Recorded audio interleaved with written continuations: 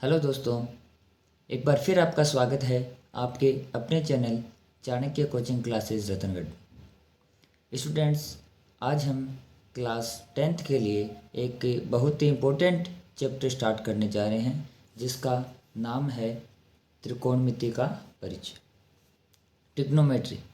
ये नाम सुनते ही अक्सर स्टूडेंट्स के मन में एक डर सा बैठ जाता है कि ये हमारे समझ में आएगा या नहीं आएगा। तो हमारे साथ लगातार जुड़े रहिए। इतने आसान तरीके से त्रिकोणमिति आपको बताई जाएगी कि इसके बाद कुछ भी इसमें डाउट नहीं रहने वाला है। तो आइए स्टार्ट करते हैं। ये 8th चैप्टर है ट्रिग्नोमेट्री। तो सबसे पहले जानते हैं कि ट्रिग्नोमेट्री होती क्या है। ट्रिग्नोमेट्री यानी त्रिकोणमिति गणित की वह शाखा है जिसमें त्रिभुज की तीनों भुजाओं तथा तीनों कोणों के बीच संबंधों का अध्ययन किया जाता है। उसे हम त्रिकोणमिति कहते हैं। त्रिकोणमिति में हम समकोण त्रिभुज के बारे में बात करेंगे। हालांकि बड़ी क्लासों में आपको अलग अलग प्रकार के त्रिभुजों के बारे में अध्ययन करने को मिलेगा, लेकिन इस क्लास 10th का जो लेवल है उसके अनुसार हम इसमें सिर्फ किसके बारे में पढ़ेंगे, समकोण त्रिभुज के बारे में पढ़ने वाले हैं।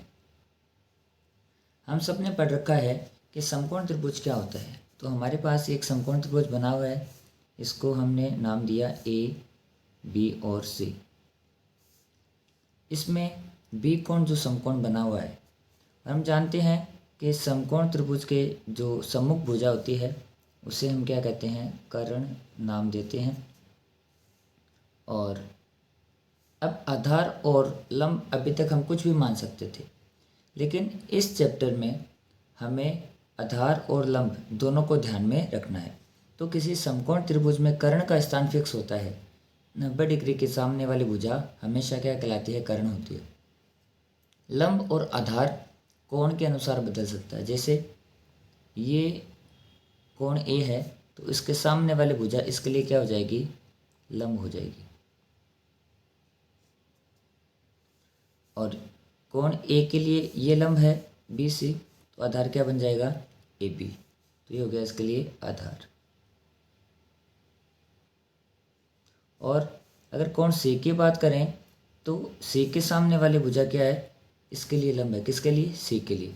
तो आपको हमेशा ध्यान रखना है कि जिस कोण की बात कर रहे हैं उसके सम्मुख भुजा उसका लंब होती है। जैसे कोण सी के लिए बात कर रहे हैं तो इस सी के सामने वाली भुजा सी के लिए लंब हो जाएगा। और सी के लिए इस कोण सी के लिए ये क्या बचेगा, इसका आधार। लेकिन हम बात कर रहे हैं कोण ए की, तो कोण ए के सामने वाली भुजा लंब है। किसका लंब है, कोण ए के लिए लंब है ये बी सी। तो कोण ए के लिए आधार क्या बचा है, ए बी। चाहे कंडीशन कुछ भी आए, लेकिन कर्ण का स्थान फिक्स रहता है कि समकोण त्रिभुज में जो समकोण बना हुआ होता है, यानी 90 डिग्री का जो कोण बना हुआ होता है उसके सामने वाली भुजा क्या होती है, कर्ण होती है। अब इस समकोण त्रिभुज में हमारे पास एक प्रमेय लगती है जिसका नाम है पाइथागोरस प्रमेय। इस पाइथागोरस प्रमेय के बिना त्रिकोणमिति जो संभव नहीं है बिल्कुल भी।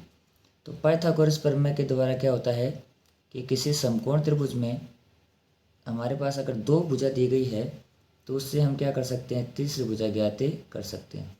तो पाइथागोरस प्रमेय होती है कर्ण स्क्वायर बराबर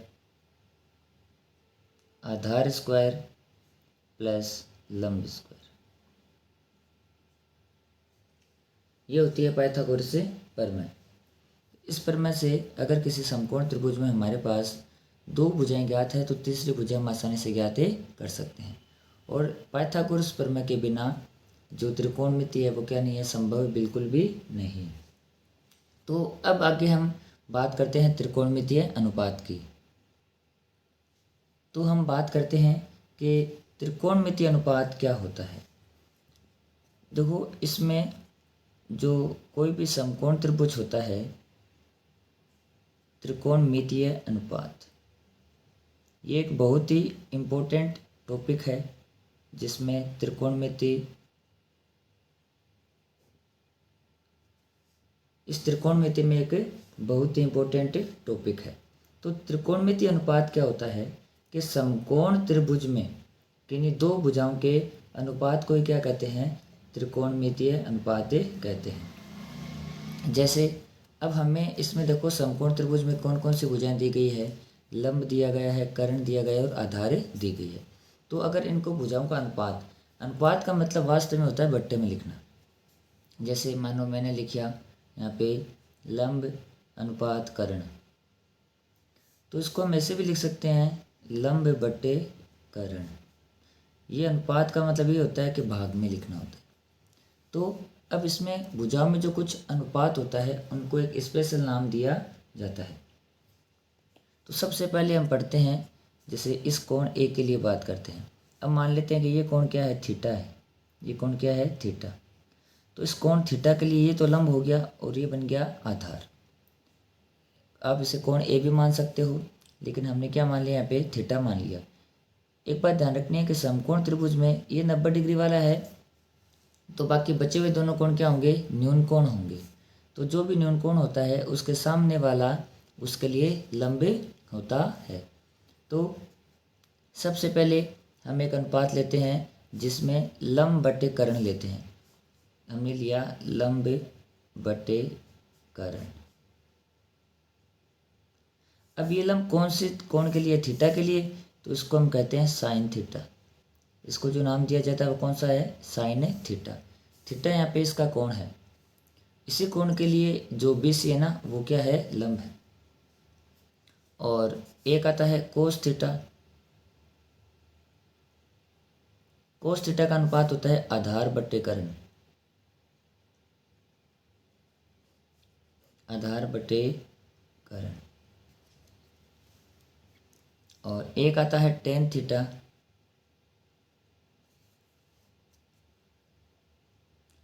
टेन थीटा होता है लंब बटे आधार। ये त्रिकोणमिति का बेस है। अगर ये ढंग से आपने सीख लिया तो आगे भी बिल्कुल भी दिक्कतें नहीं होने वाली है। तो साइन कोस टेन। अब हम यहाँ से स्टार्ट करेंगे कोट थीटा। कोट थीटा होता है आधार बटे लंब, यानी आधार और जो लंब का अनुपात होता है वो क्या लिखा जाता है, उसको कोट लिखा जाता है।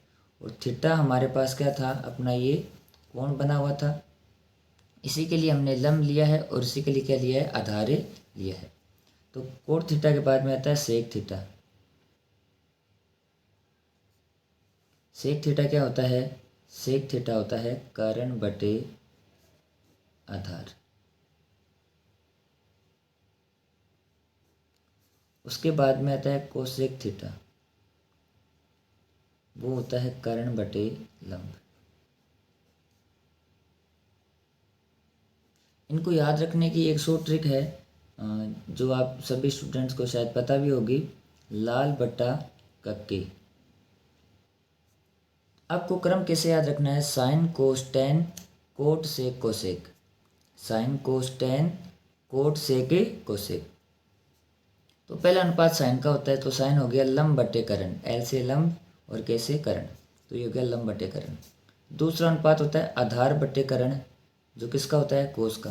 पहला साइन, दूसरा कोस, तीसरा टेन कोट सेक कोसेक। तो इसमें भी हमें ये क्रम याद रखना है। पहला साइन का, तो साइन होता है लंब बटे कर्ण। कोस थीटा होता है आधार बटे कर्ण। टेन थीटा होता है लंब बटे आधार। अब यहाँ से उल्टा चलेंगे इधर से, टेन थीटा तक आ गए। उसके बाद में कोट थीटा, तो होता है आधार बटे लंब। आधार बटे लंब। कोट के बाद आता है सेक, तो सेक आता है कर्ण बटे आधार। और फिर आता है कोसेक, तो कोसेक होता है कर्ण बटे लंब। अब देखो यहाँ से हम देख पा रहे हैं ये है लंब बटे कर्ण और कोसेक है कर्ण बटे लंब, यानी इसका उल्टा आ गया ना। तो हम कह सकते हैं जो कोसेक होता है ना वो किसका व्युत्क्रम होता है। तो यहाँ से हमारे पास देखो क्या फॉर्मूले बन जाते हैं, 2-3 फॉर्मूले हमें मिलेंगे कि कोसेक थीटा होता है वह व्युत्क्रम होता है किसका, साइन थीटा का। क्यों, क्योंकि यहाँ पे देख रहे हैं कि ये तो है लंब बटे कर्ण और ये है कर्ण बटे लंब। तो जो कोसेक है वह इन्वर्स होता है किसका, साइन थीटा का। तो कोसेक थीटा होता है ना वह व्युत्क्रम होता है किसका, 1/साइन थीटा कह सकते हैं, या साइन थीटा का व्युत्क्रम में होता है। फिर कोस में देखेंगे, इसीलिए हमने इसको ऐसे लिखा है sine cos tan cot sec cosec. इनके आमने सामने लिखने का मतलब ये हुआ कि कि कोस थीटा तो है आधार बटे करण और ये करण बटे आधार, यानी कोस का उल्टा हो रहा है। तो हम कह सकते हैं कि जो सेक थीटा है ना वो व्युत्क्रम होता है किसका, कोस थीटा का। अब टेन भी देख लो, लंब बटे आधार है और ये आधार बटे लंब, तो यहाँ से एक चीज़ और निकल के आ गई कि कोट थीटा है वो किसका व्युत्क्रम होता है, टेन थीटा का होता है। तो ये कुछ इम्पोर्टेंट त्रिकोणमितीय अनुपात से हमारे पास कुछ ऐसे मान सकते हो फॉर्मूले भी बन गए हैं कि जो कोसेक थीटा होता है वो क्या होता है, इन्वर्स होता है साइन थीटा का। यानी कोसेक थीटा को हम लिख सकते हैं 1 साइन थीटा, सेक थीटा को लिख सकते हैं 1 कोस थीटा, कोट थीटा को लिख सकते हैं 1 टेन थीटा। अब जो टेन थीटा होता है वो होता है साइन थीटा बटे कोस थीटा। ये भी आपको कुछ दो फॉर्मूले या कह सकते हैं ध्यान में रखना अनुपात इनका, कि टेन थीटा होता है साइन कोस के फॉर्म में, साइन अपॉन कोस को कहते हैं टेन थीटा, और टेन का उल्टा कौन होता है, कोट, तो कोट थीटा बन जाएगा कोस upon sine theta, cos theta upon sine theta. तो ये कुछ त्रिकोणमितीय अनुपात से हमारे पास कुछ ऐसे समझ लो कि नए अनुपात बन चुके हैं। इनको भी आपको ध्यान में रखना है, ये बहुत सारे क्वेश्चन में काम आने वाले हैं। तो मेन चीज़ इसमें क्या है कि आपको फॉर्मूले जितने लर्न होंगे ना उतना ही आसान आपके लिए चैप्टर हो जाएगा। अब पाइथागोरस प्रमेय से कुछ हमारे पास सर्वसमीकरण हमें प्राप्त होती है, तो उनके बारे में देखते हैं कि किस प्रकार वो हमें मिलती है। और देखो ये हमने माना कि ABC एक समकोण त्रिभुज है। हम जानते हैं कि समकोण त्रिभुज में ही पाइथागोरस प्रमेय लगती है। 90 डिग्री के सामने वाली भुजा हमेशा क्या होती है, कर्ण होती है। और अगर इस कोण A की बात करें तो इसके सामने वाली भुजा क्या हो गया, लंब हो जाएगा, और ये बच गया इसका आधार। तो पाइथागोरस प्रमेय होती है कि कर्ण स्क्वायर बराबर आधार स्क्वायर प्लस लंब स्क्वायर।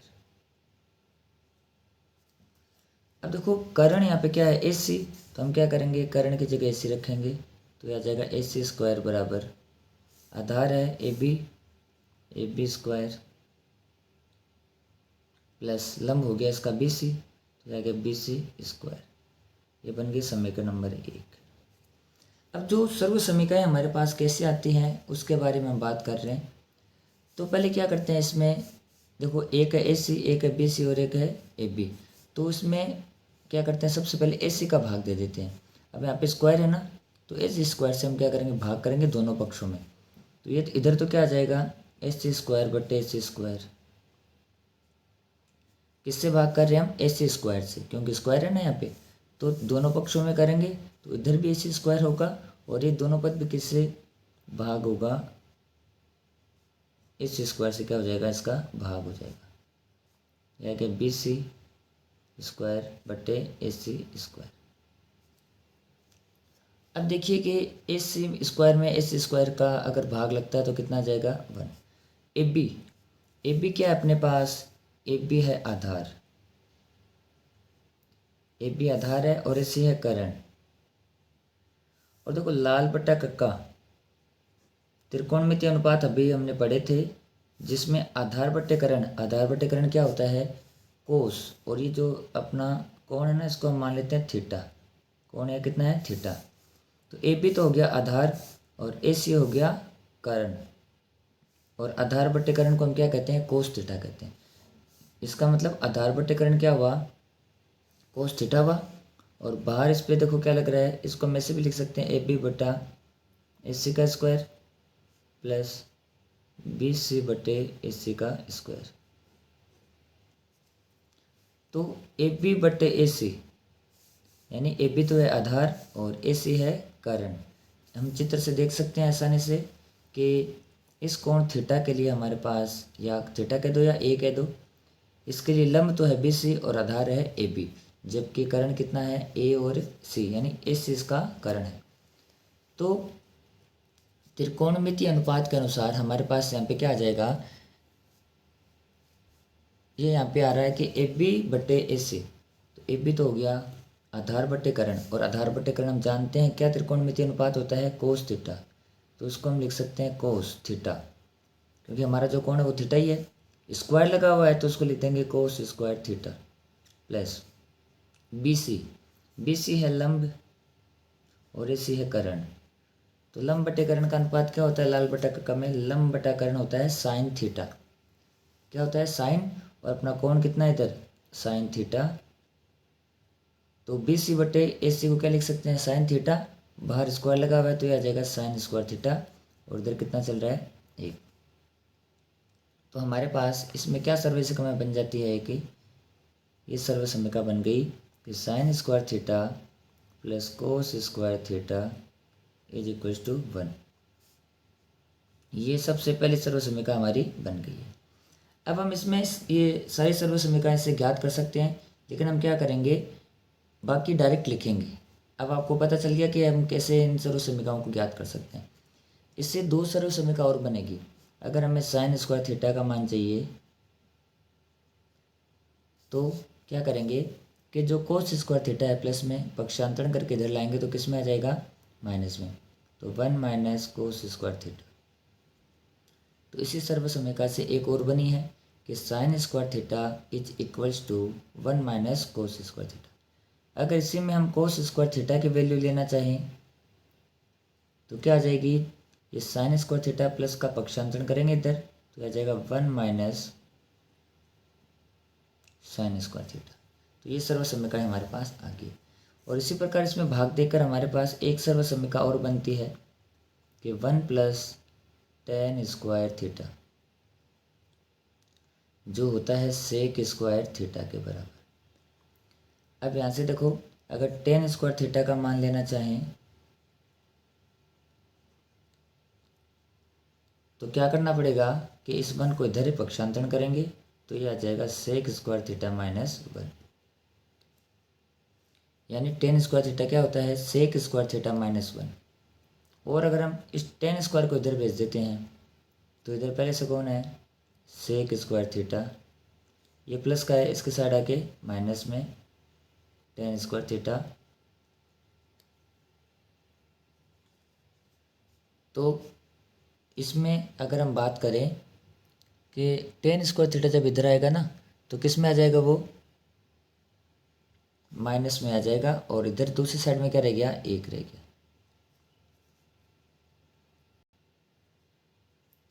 इसी प्रकार एक सर्वसमीकरण और बनती है कि 1 प्लस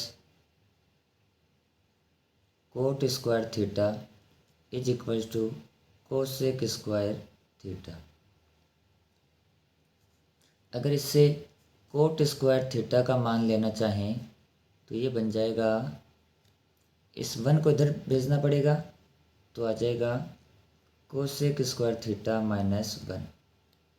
एक सर्वसमीकरण और बनेगी कि अगर कोट स्क्वायर थीटा प्लस का है, इधर पक्षांतरण करेंगे तो माइनस में आ जाएगा। इधर पहले से कौन है, कोसेक स्क्वायर थीटा, ये प्लस का इधर आके minus minus cot square theta बराबर में कितना है, 1 बच। तो ये कुछ महत्वपूर्ण हमारे पास सर्वसमीकरण थी 3, जिनसे हमने दो और बना ली। जैसे sine square theta plus cos square theta is equals to 1। तो यहाँ से बन गई कि sine square theta is equals to 1 minus cos square theta and cos square theta is equals to 1 minus sine square theta. फिर एक सर्वसमीकरण बनी कि 1 plus tan square theta is equals to sec square theta, और tan square theta is equals to sec square theta minus 1। और एक और बनती है कि sec square theta minus tan theta tan square theta is equals to 1।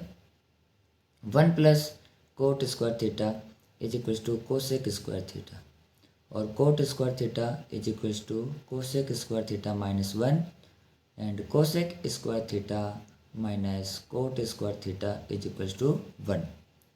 ठीक है, तो ये बनी थी cot square theta cot square theta is equals to cosec square theta minus 1। तो ये आपको सारे के सारे सर्वसमीकरण याद होनी जरूरी है। कोई भी टेंशन लेने की आवश्यकता नहीं है। आराम से चैप्टर स्टार्ट करने से पहले ये अच्छे तरीके से इनको लर्न करिए बाद में एकदम आसान सा चैप्टर ये लगने लग जाएगा। अब हम देखते हैं कुछ विशेष त्रिकोणमितीय अनुपातों की सारणी। जैसे इसमें हमें कुछ कोण दिए गए जिनका मान हमें सारणी में दिया गया है किताब में, तो हम कैसे उनको ज्ञात कर सकते हैं और कैसे याद करेंगे, उसके लिए सबसे बेहतरीन तरीका आपको बताने जा रहा हूँ। आसानी से समझना इसको। इसमें हमारे पास देखिए कि 0 डिग्री, 30 डिग्री, 45 डिग्री, 60 डिग्री और 90 डिग्री, ये कुछ स्पेशल मानों के जो यहाँ पे मान दिए गए हैं। बाकी हम sin 15 के, tan 15 के भी आगे बड़ी क्लासों में मान निकालना सीखेंगे, लेकिन कक्षा 10 के स्तर तक सिर्फ इन्हीं कोणों के बारे में हम चर्चा करेंगे। 0 डिग्री, 30 डिग्री, 45 डिग्री, 60 डिग्री और 90 डिग्री, यानी इन सभी त्रिकोणमितीय अनुपातों में कुछ स्पेशल कोण हैं, इनके मान हमारे पास दिए गए हैं, इनकी एक सारणी है, वो कैसे बनती है उसके बारे में चर्चा करते हैं। देखो ये जो साइन, इनका साइन का मान निकालने का, यानी sin 0 का, sin 30 का, sin 45, sin 60 और sin 90, ये मान निकालने के बहुत सारे तरीके होते हैं। अलग अलग टीचर्स अलग अलग बताते हैं, तो आपको उतने डिटेल में जाना नहीं है। बस आप एक लाइन याद रख लेना कि sin 0 का मान कितना होता है, 0 होता है। वो √0/4 करके, √1/4 करके बताया जाता है, लेकिन आपको सिर्फ एक लाइन सीधी सीधी याद रखनी है। बाकी इसी से सारी की सारी हम क्या करेंगे, टेबल आसानी से बना सकते हैं। तो sin 0 का मान 0 होता है, sin 30 का मान होता है 1/2, फिर sin 45 1/√2, sin 60 होता है √3/2 और sin 90 कितना होता है, 1 होता है। अब आपको क्या करना है कि कोस का मान निकालने के लिए ये सारणी उल्टी स्टार्ट कर दो। जैसे ये 1, फिर ये 60 का मान इधर लिख देंगे, ये अपनी जगह पे रहेगा, ये इधर आ जाएगा और ये 0 आ जाएगा लास्ट में। एक बार फिर से समझिए, sin 0 का मान 0, ये आपको पहली लाइन आपको याद रखनी है। 0, 1/2, 1/√2, √3/2 और 1। अब कोस का मान निकालने के लिए क्या करेंगे, इस साइन वाले मान को उल्टा लिखना स्टार्ट कर देंगे। पहले 1 लिखेंगे, फिर √3/2, ये अपनी जगह पर रहेगा, ये इधर आ जाएगा और ये इधर आ जाएगा। अभी हमने पढ़ा था कि tan थीटा क्या होता है साइन कोस के फॉर्म में, sin थीटा बटे कोस थीटा, यानी sin थीटा में अगर कोस थीटा का भाग दें तो हमारे पास क्या आ जाएगा, tan थीटा आ जाएगा। तो ये देखिए sin थीटा अपने पास ऊपर है, नीचे क्या है, कोस थीटा है। तो हम क्या करेंगे, ऊपर वाली संख्या में नीचे वाले का भाग दे देंगे। तो देखो 0 में जब भी 1 का भाग दिया जाता है तो कितना आता है, 0। 1/2 में √3/2 का भाग लगेगा, इधर भी नीचे 2 है, इधर भी नीचे 2 है, तो 2 से 2 क्या हो जाएगा, कैंसिल। ऊपर बचेगा 1 और बट्टे में क्या बचेगा, √3। तो tan 30 का मान कितना आ गया, वो आ गया हमारे पास 1/√3। फिर हम ज्ञात कर रहे हैं किसका, tan 45 का। tan 45 का मान कैसे आएगा कि sin थीटा में कोस थीटा का भाग दे देंगे, तो ये भी 1/√2 और ये भी 1/√2, तो दोनों समान संख्या है, आपस में भाग होगी तो क्या बन जाएगा, 1 बन जाएगा। यानी इस tan 45 का मान कितना आ गया, 1। अब यहाँ पे tan 60 का मान ज्ञात करना है, तो sin थीटा बटे कोस थीटा क्या होता है, tan थीटा। तो साइन में कोस का भाग देंगे, बट्टे में भी 2, इधर भी बट्टे में 2, कैंसिल। ये बचा √3/1 और √3/1 को क्या लिख सकते हैं हम, √3 भी लिख सकते हैं। 1/0 जो होता है अनंत, यानी अपरिभाषित। तो इस प्रकार साइन थीटा में कोस थीटा का भाग देकर हम आसानी से tan थीटा ज्ञात कर सकते हैं। अब जैसा हमने कोस में किया था कि इसको भी क्या करेंगे, उल्टा लिखना स्टार्ट कर देंगे। तो पहले क्या करेंगे, अनंत लिख देंगे, tan का इधर से उल्टा लिखना स्टार्ट कर देंगे तो क्या आ जाएगा, कोट थीटा का मान आ जाएगा। फिर इधर क्या लिखेंगे, √3, ये एक अपनी जगह पर आ जाएगा, इधर आ जाएगा 1/√3 और ये इधर आ जाएगा 0। अब देखिए हमें ज्ञात करना है सेक थीटा। तो हम जानते हैं कि सेक थीटा होता है वह किसका व्युत्क्रम होता है, कोस थीटा का। तो सेक थीटा ज्ञात करने के लिए जो कोस थीटा का मान है उसका व्युत्क्रम कर देंगे। तो देखो एक है, ये कोस थीटा का मान है, कोस 0, कोस 30, कोस 45, कोस 60 और कोस 90। तो इनका व्युत्क्रम करेंगे ना तो क्या मिल जाएगा, हमें सेक थीटा मिल जाएगा। तो एक का व्युत्क्रम कितना होता है, एक ही होता है, √3/2। इसका व्युत्क्रम करेंगे तो 2 तो चला जाएगा ऊपर और √3 आ जाएगा नीचे। फिर 1/√2, इसका व्युत्क्रम करेंगे तो √2/1 आएगा, जिसको हम लिख सकते हैं √2। 1/2, 1/2 का उल्टा होता है 2/1 यानी 2। और जीरो का व्युत्क्रम यानी जीरो का व्युत्क्रम का मतलब हो गया 1/0, जो कितना होता है, अनंत होता है। अब हमें चाहिए कोसेक थीटा का मान। तो हम जानते हैं कि कोसेक थीटा किसका व्युत्क्रम होता है, ये व्युत्क्रम होता है साइन थीटा का। टेन थीटा होता है साइन बटा कोस, किसके फॉर्म में, साइन कोस के फॉर्म में। और जो कोट थीटा होता है वो टेन का व्युत्क्रम होता है, सेक होता है कोस का व्युत्क्रम और कोसेक होता है साइन का व्युत्क्रम। ठीक है, तो हम क्या करेंगे कि कोसेक थीटा ज्ञात करने के लिए जो भी साइन का मान दिया गया है उसका व्युत्क्रम कर सकते हैं। दूसरा तरीका कि यहाँ पे इसको लास्ट से लिखना स्टार्ट कर दो, यानी पहली लाइन लिखी फिर उसको उल्टा लिख दो, फिर एक लाइन लिखी फिर उसको उल्टा लिख दो, फिर सेक का मान लिखा, अब क्या कर देंगे, इसको उल्टा लिख देंगे। तो अनंत इधर आ जाएगा, यहाँ पे 2 ये इधर आ जाएगा, √2 अपनी जगह पे रहेगा, 2/√3 इधर आ जाएगा और ये आ जाएगा 1 इधर। अब एक चीज़ देखिए कि 45 का मान ये दोनों बराबर, ये दोनों बराबर और ये दोनों बराबर। तो ध्यान रखना है, साइन 45 कोस 45 बराबर, टेन 45 कोट 45 बराबर, सेक 45 और कोसेक 45 से बराबर। तो ये त्रिकोणमितीय अनुपातों के कुछ स्पेशल कोण हैं जो आपको ध्यान में रखने हैं, और ये इस 8वें चैप्टर में और 9वें चैप्टर में जो दोनों काम आने वाले हैं। आई होप वीडियो आपको अच्छा लगा होगा। स्टूडेंट्स, आपसे एक रिक्वेस्ट रहेगी कि ये चैप्टर स्टार्ट करने से पहले जितने भी सर्वसम्यकाय फॉर्मूले हैं वो आप अच्छी तरीके से लर्न कर लीजिए, जिससे आपको ये चैप्टर समझने में बिल्कुल भी दिक्कतें नहीं होगी।